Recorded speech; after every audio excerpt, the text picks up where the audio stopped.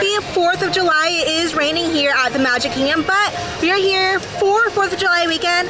First stop is Magic Kingdom, which is July 3rd, and then tomorrow, July 4th, will be Epcot. The Magic Kingdom will have special fireworks display at 9:20 for the 4th of July, and Liberty Square does just so happen to be here in the Magic Kingdom.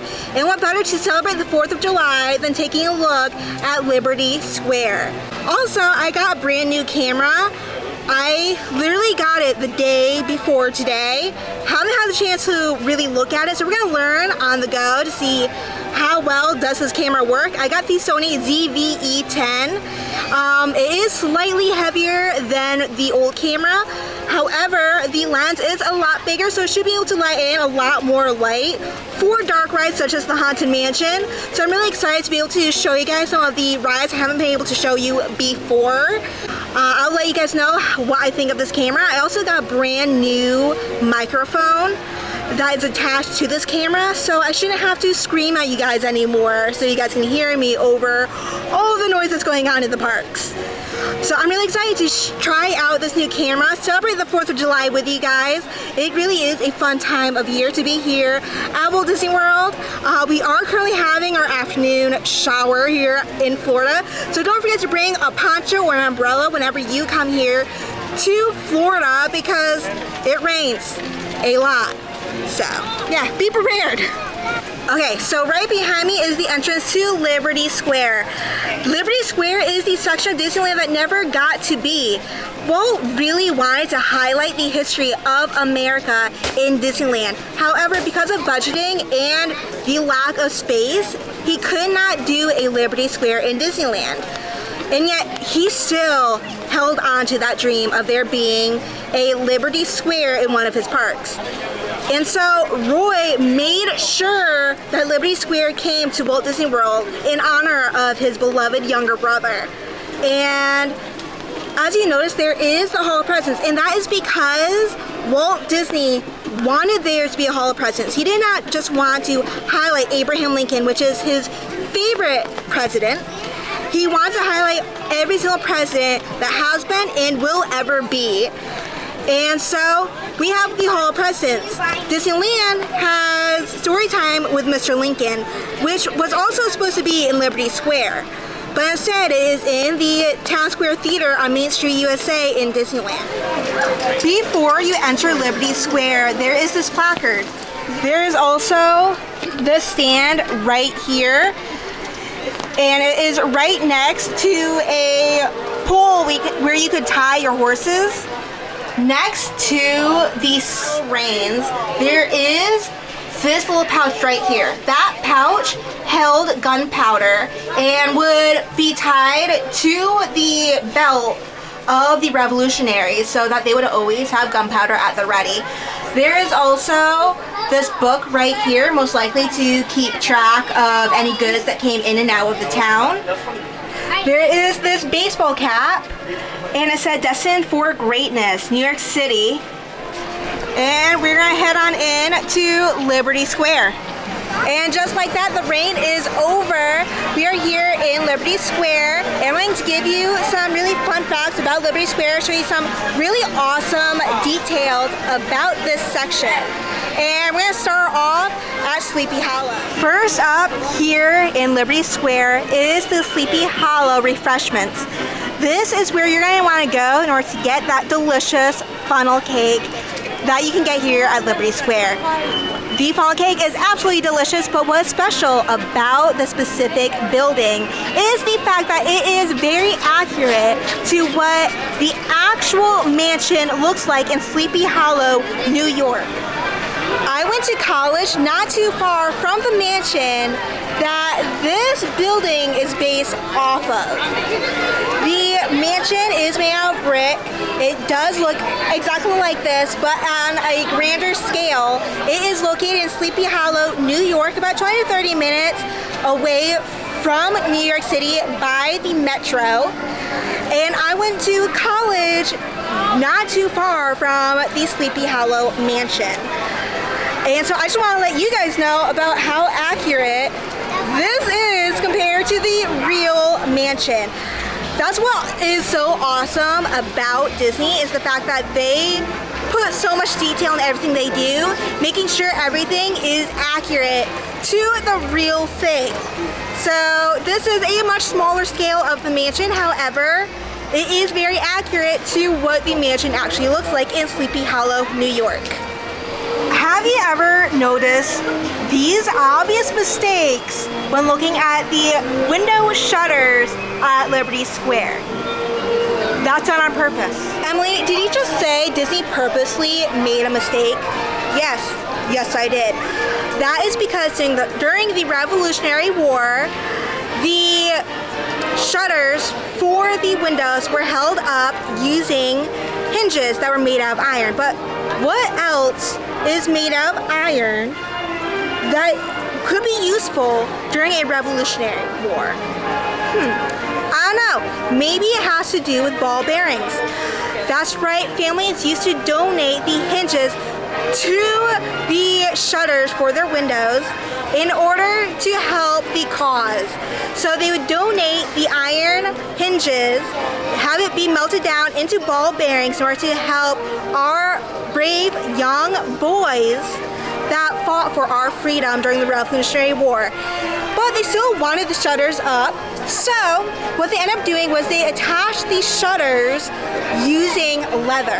But the thing with leather is that leather starts to stretch over time, especially if it is exposed to the elements such as hot, cold, sun, rain. All that can cause the leather to stretch, which meant that during the Revolutionary War, shutters on houses were all crooked, which is the reason why when you walk through Liberty Square, you will notice that the shutters for the windows are all crooked. While these shutters are held on by actual hinges, they are crooked in order to symbolize everything that our ancestors had to give up in order to give us the freedoms that we enjoy so much today. While we are still across the street from Sleepy Hollow, we're going to turn right, and here is the Ye Olde Christmas Shop. And right up here is going to be a sign that looks back over the story of Sleepy Hollow, and it is the music and voice lessons by appointment by Ichabod Crane, instructor. And as you all know from the stories of Sleepy Hollow, Ichabod Crane is the main character of the story. Let's head on into Ye Olde Christmas Shop, and I'm going to show you a little bit of what's inside. Right here is where you can get ornaments specially designed. So what you do in order to have a customized ornament, you pick out your ornament. Say you want this Chip and Dale ornament. So you go up to the cash register and you say, hey, I want a customized ornament. Right here are some examples of what it looks like when you get it customized. You can ask for the year. You can also say that you are celebrating a vacation, and they will put that on the ornament. You can pick which color. This one right here is gold and black, but this one right here is blue. Customizations does not stop at the ornaments. You can also customize, say, a pair of Mickey ears. These are customized to say happy birthday. Personalized ornaments are an additional $3 per word charge. So say you want Disney vacation.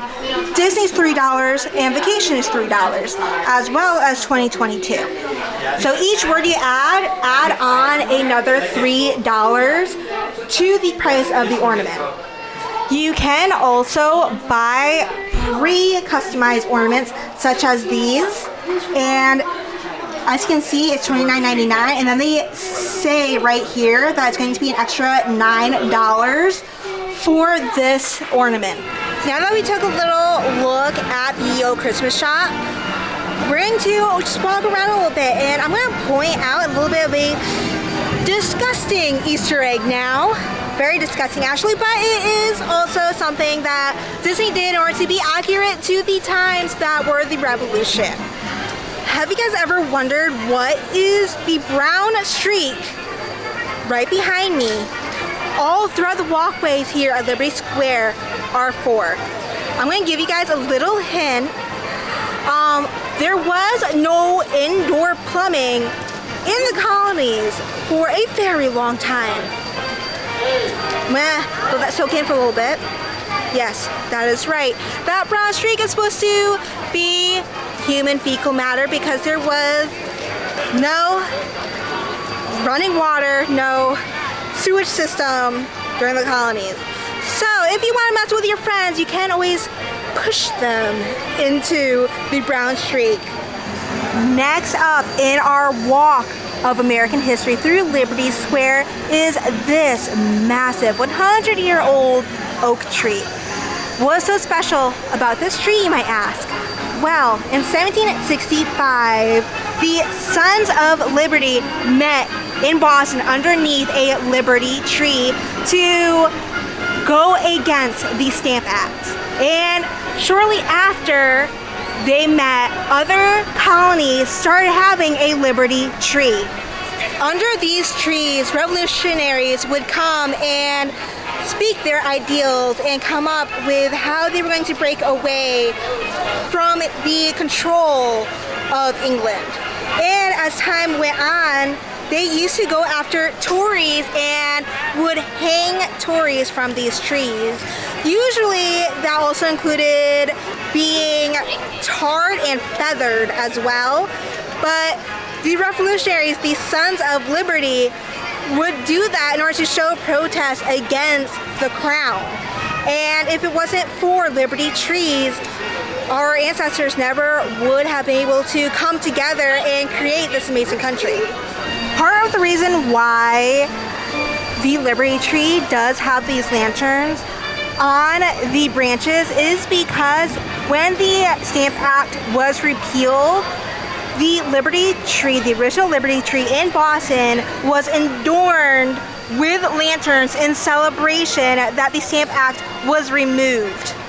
We are over here by the Liberty Bell to discuss the next part of Liberty Square, which is not only the Liberty Bell, but the flags that are around the Liberty Bell. And these flags symbolize the 13 original colonies that came together to fight for the Revolution. And one of them is my original home state, which is Connecticut.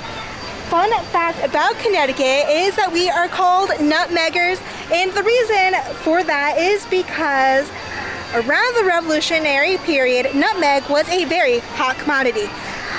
So much so that the merchants from Connecticut used to crush up cinnamon or walnuts or stuff like that and label it as nutmeg. And so pretty quickly, people from Connecticut were called nutmeggers as a saying of being that they are very dishonest people. Under each flag are these placards. This one is Pennsylvania, ratified December 12, 1787. And if you go all the way up here, you can see the Pennsylvania flag. Over here is New Jersey, ratified December 18th, 1787. Delaware, ratified December 7th, 1787. This placard right here talks about how our 13 original colonies came together for the first time under our country's first constitution. And it says a replica of the first national flag used in 1787 symbolizes the joining of these states for our first union. Rhode Island, ratified May 29th, 1790. North Carolina, ratified November 21st, 1789. We have New Hampshire, Virginia, Maryland, South Carolina. Connecticut is over here. And we have Georgia. And then there are two more over here. We have New York, and the capital of America was originally New York before it was Washington, D.C. And last but not least is Massachusetts. Now looking at the Liberty Bell here at Liberty Square, you will notice that this bell is not the real Liberty Bell. However, it was cast from the original mold that was used to make the original Liberty Bell. So you'll notice that there is quite a few similarities. However, you'll notice that Disney purposely etched in the crack themselves. The crack was obviously put in post-molding in order to show that this really was the Liberty Bell. Right behind me is the Hall of Presidents. We're going to go in there shortly. However, I'm going to tell you about how Walt originally wanted the Hall of Presidents in Disneyland. However, due to a bunch of different variables such as the lack of space as well as budgeting, they were unable to put the Hall of Presidents into Disneyland. The area that was actually supposed to be used is what is now New Orleans Square in Disneyland. But here at Walt Disney World, Roy Disney made sure that Liberty Square would become a reality for Walt himself. And so in the Hall of Presidents, we get to have a little homage to all of our past presidents as well as our current president. Also in the Hall of Presidents, there is a little museum on all the past presidents. So we're going to go on in there. I'm going to show you guys a little bit of that, and we are going to go actually watch the Hall of Presidents. Probably one of the coolest parts of Liberty Square is here in the Hall of Presidents, and it is a rug. That is what the coolest thing is here at Liberty Square. I'm going to show you. See this? This is the Great Seal of the United States. It is the seal of the president, and yet it's here. It is not in the Oval Office. It took a literal act of Congress for Disney to get access to this rug and be able to put it here in the Hall of Presidents. I mean, how amazing is this? The Oval Office has the seal, and so does the Hall of Presidents here at Walt Disney World, thanks to an act of Congress. All throughout the entrance of the Hall of Presidents are these cases filled with historic artifacts of items that were owned by presidents.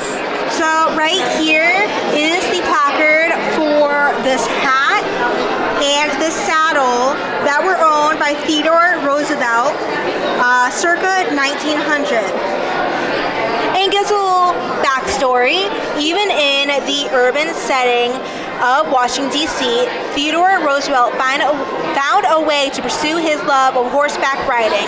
The 76th president filled the White House stables with thoroughbreds and often took his favorite horse, Blistein, out for jumping practice in local parks. Although the former Rough Rider found these jaunts exhilarating, the unsuspecting pedestrians in Roosevelt's path experienced a very different kind of thrill. Probably one of my favorite presidents is Theodore Roosevelt because he kind of reminds me of Walt Disney. He never really lost that inner child.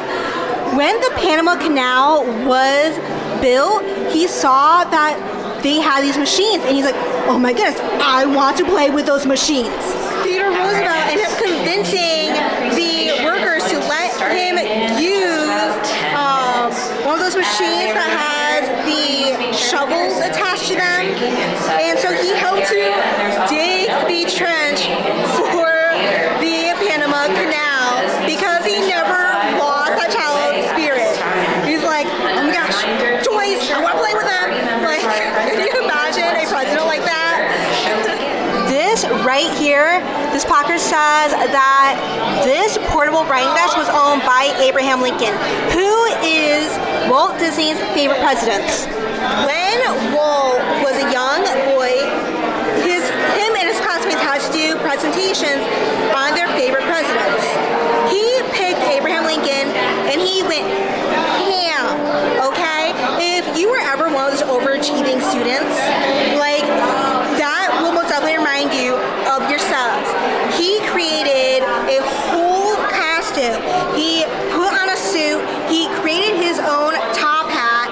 He used cotton balls in order to make a beard. And he memorized the entire Gettysburg Address. And he did this massive presentation in front of his entire class.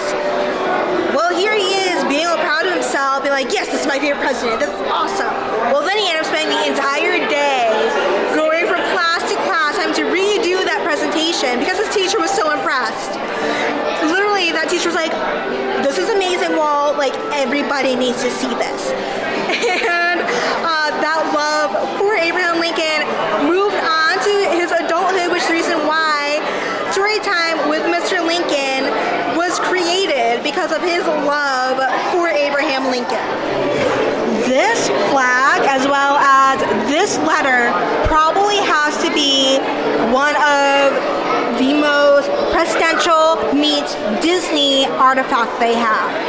So the flag actually flew over the White House on the opening day of Walt Disney World, and President Nixon later gifted it to the resort where it was raised in Town Square during its dedication ceremony. May it represent our faith in the American dream, the president wrote to Roy O. Disney, which is so much in evidence at Walt Disney World. I mean, how awesome is this, guys?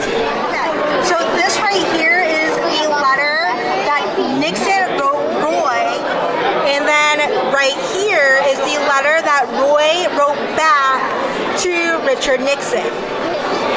Okay, so I'm going to read a little bit. This letter brings with it my heartiest congratulations and warmest greetings to you and all of those who have worked so successfully to make Walt Disney World an enchanting reality. Your kingdom of fantasy will entertain and delight millions of all ages from all lands in the spirit of goodwill.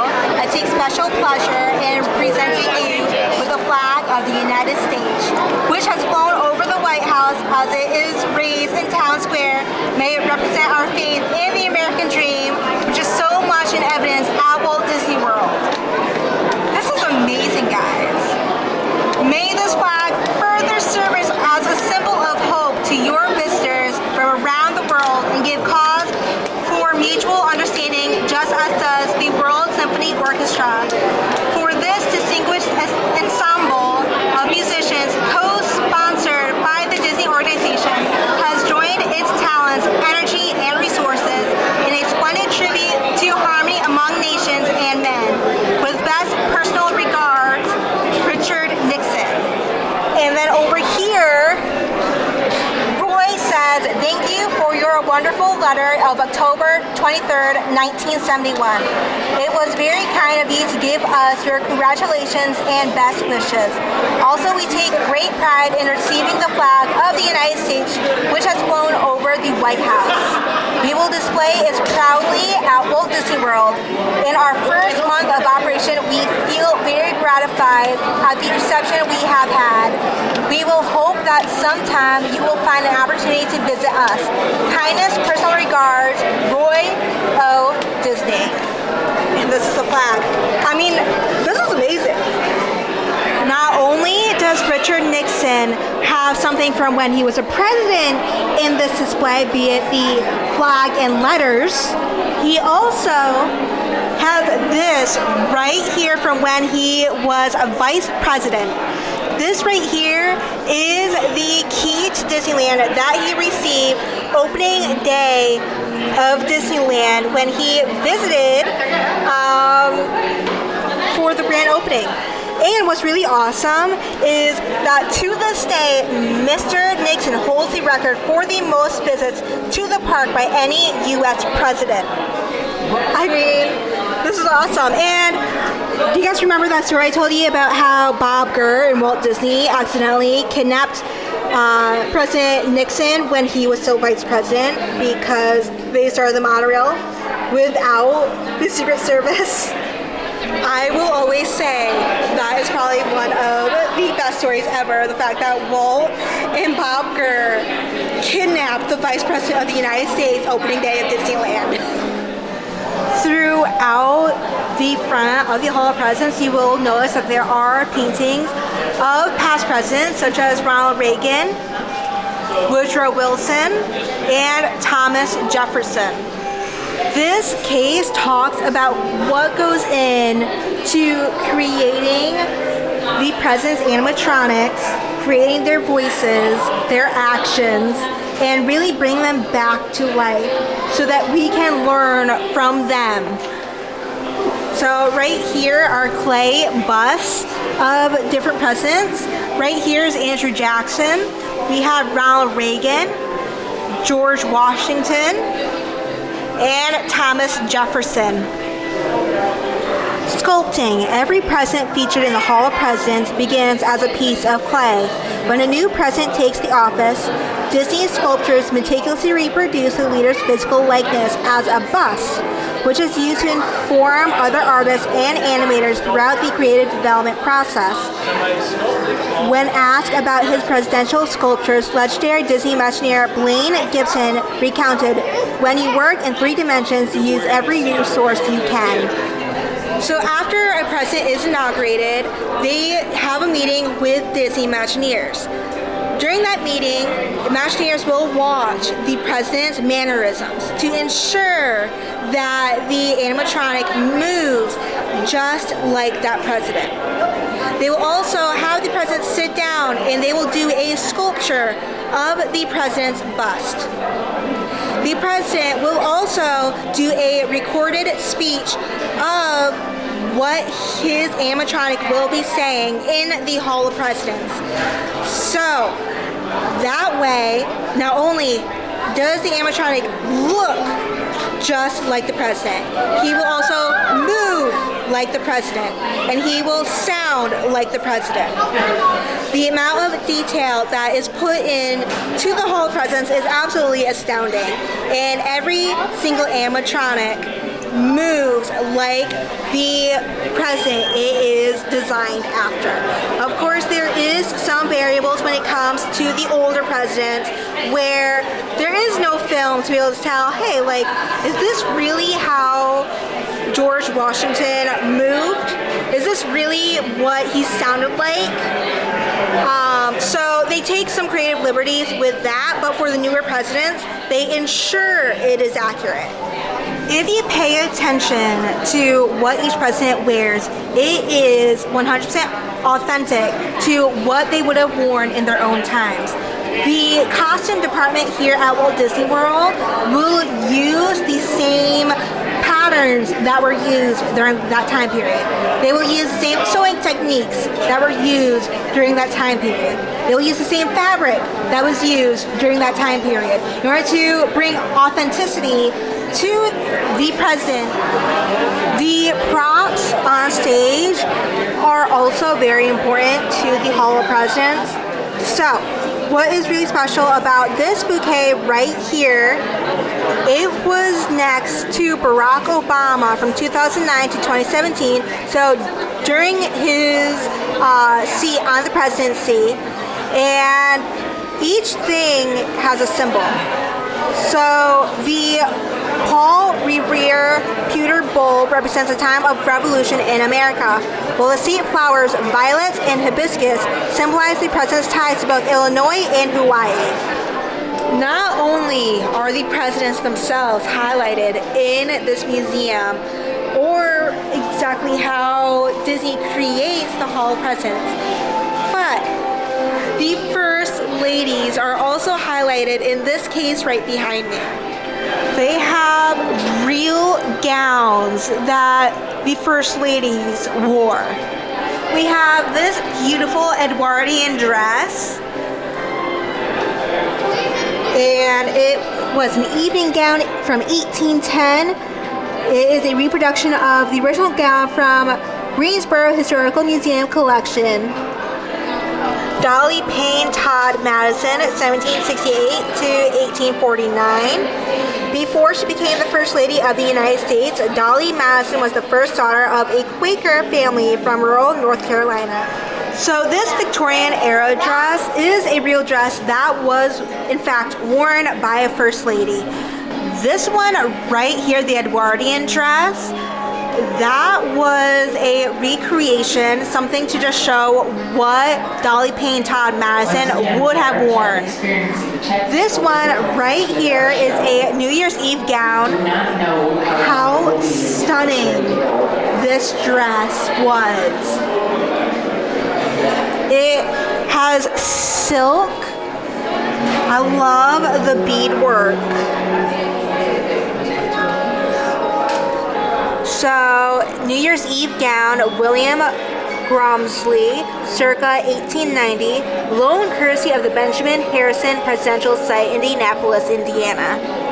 And so, this section is specifically on Caroline Harrison.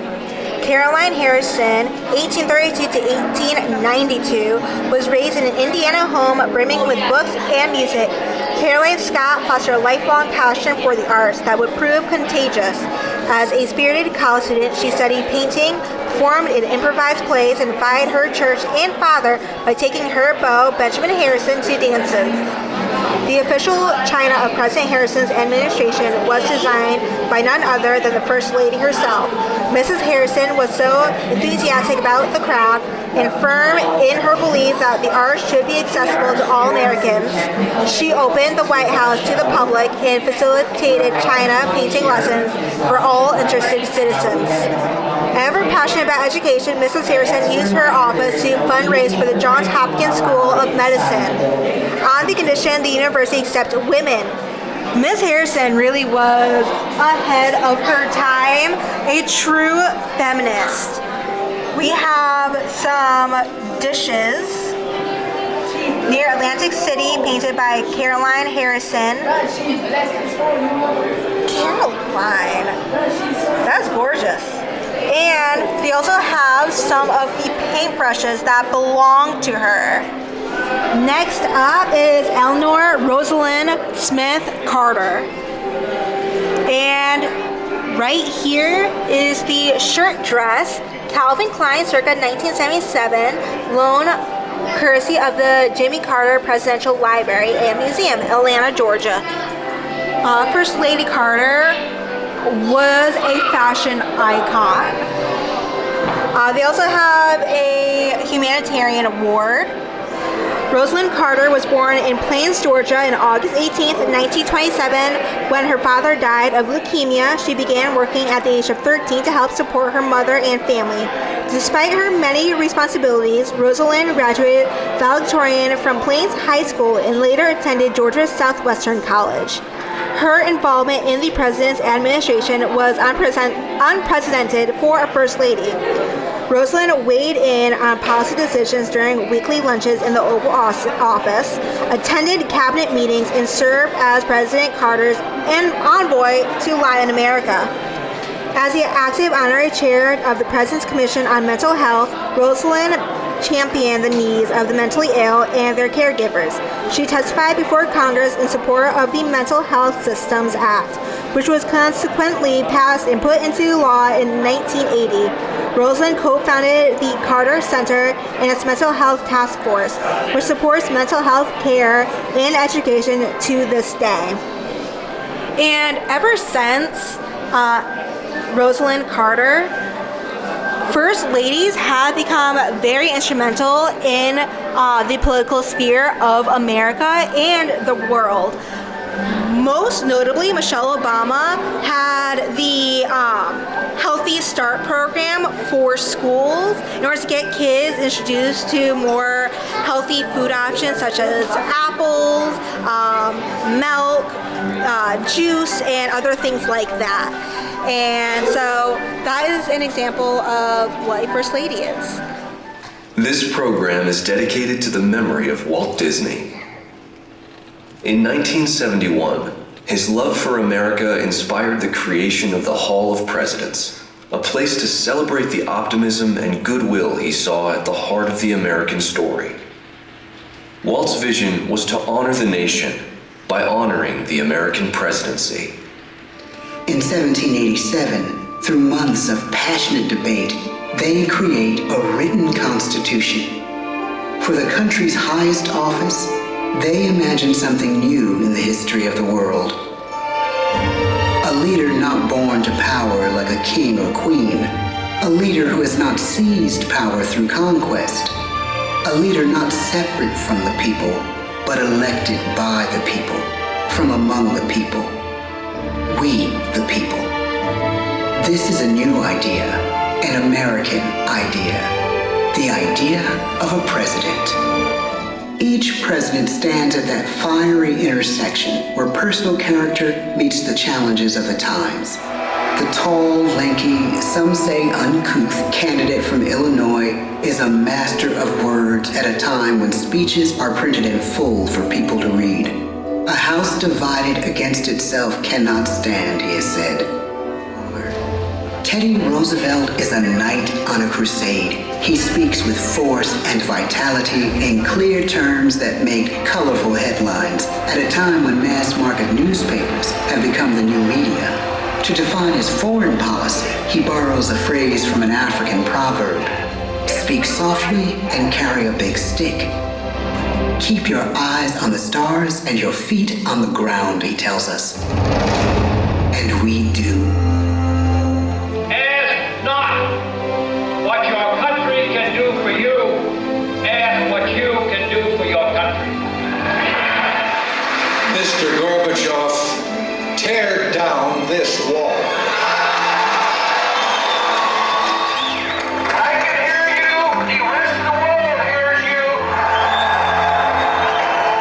Our presidency is no longer just an idea. It is an idea with a proud history. Ladies and gentlemen, the presidents of the United States of America. The Liberty Bell is back running now that the thunder has stopped. So why don't we go on the Liberty Bell, which is another attraction here at Liberty Square.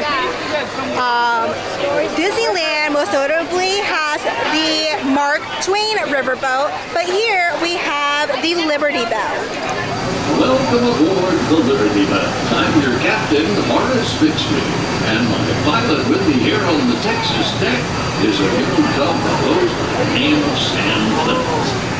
Well, I'll be. Look who's drifting out of the bayou. Off the port, Captain. It's Beacon Joe. Okay, so I just took off the unattached microphone, the little add-on that I had on the camera.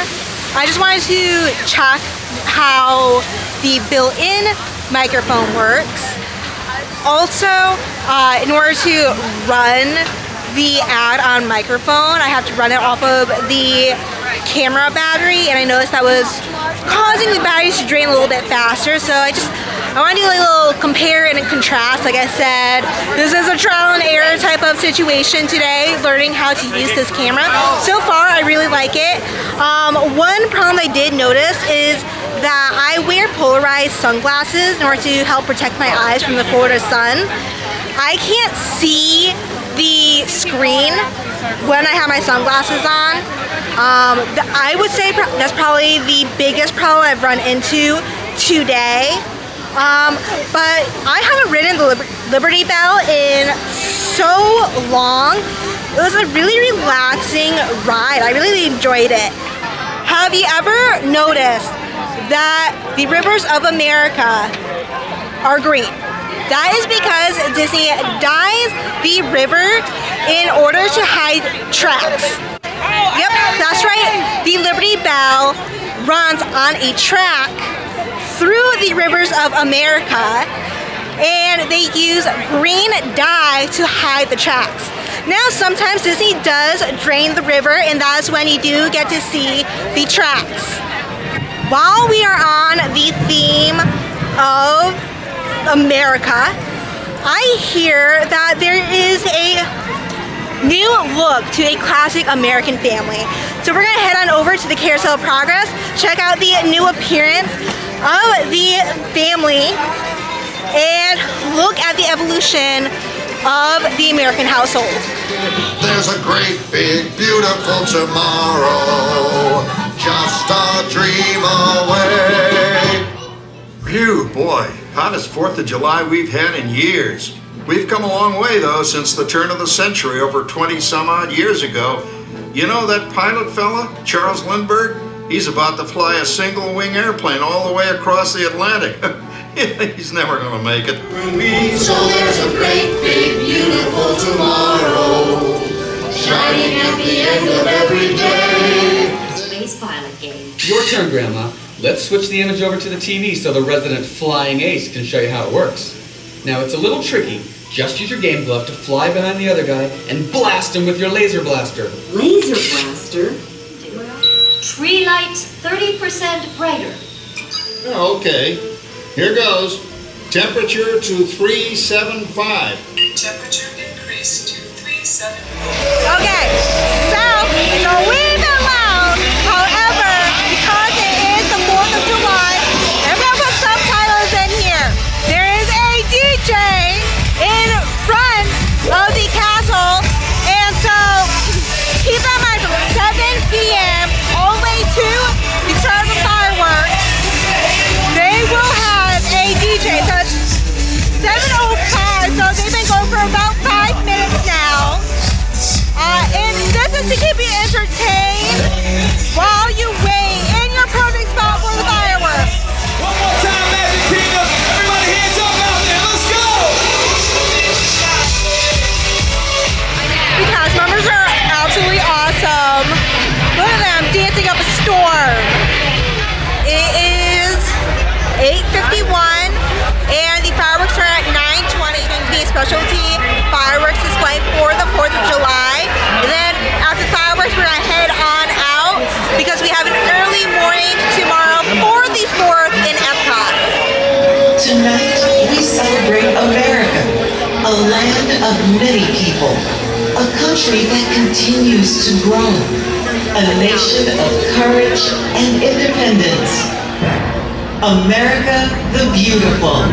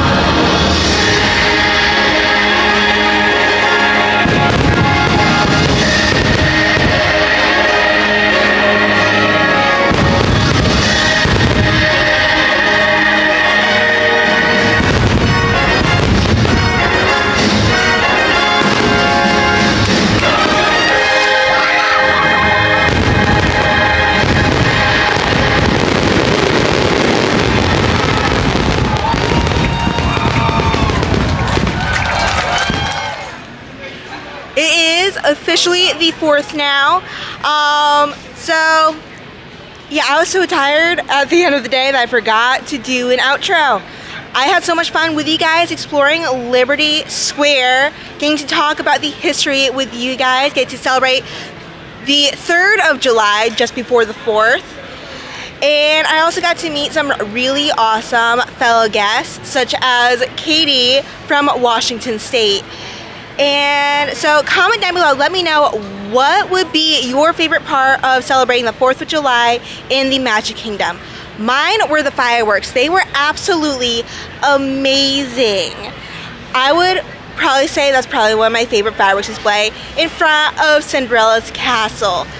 It was absolutely amazing. I would highly suggest to try to watch the fireworks if you come here for the 4th of July. Be sure to hit the like button down below. It lets me know that I'm on the right track to help you plan your perfect family vacation here in Florida and at Walt Disney World. Also, be sure to subscribe. You can hit the subscribe button down below or wait till the end of the video where my face will pop up and you can boop my nose and subscribe that way. And also, be sure to hit the notification bell. It notifies you whenever a new video is uploaded onto YouTube. And I will allow Katie to sign us off. Bye! Hello, my name is Caitlin and I'm from Washington State. Happy 4th of July! Have a great day! Thank you for being the world with me! Yeah,